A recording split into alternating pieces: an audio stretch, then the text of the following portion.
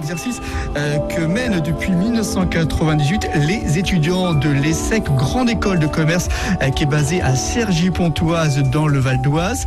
Le nom du média est Rêve FM Radio ESSEC Voix étudiante.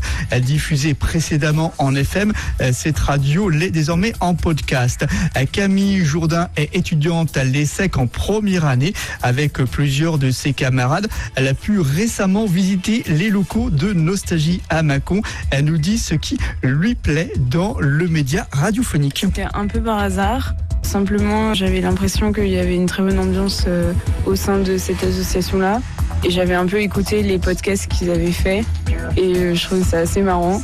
Et c'est vrai que moi, j'écoute pas clairement énormément de radio. Mais en fait, j'aime bien le côté où on est tous ensemble et on rédige des chroniques à l'avance et on écoute les autres. Et c'est une manière aussi de découvrir un peu la personnalité des gens, mais autrement qu'en leur parlant personnellement. Et du coup, je trouve que ce sont des moments très particuliers et très sympas à vivre.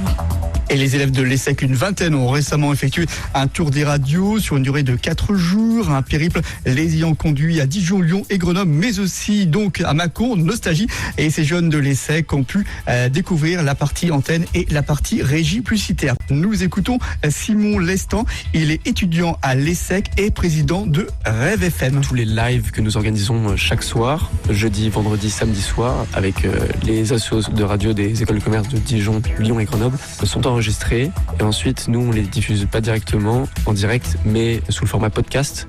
Il fut un temps, on avait une fréquence FM. Aujourd'hui, on ne l'a plus. On existe depuis maintenant 22 ans.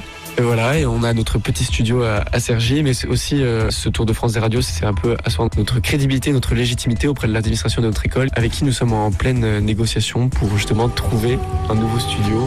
Et donc c'est pour leur montrer quand même qu'on fait des choses, on existe.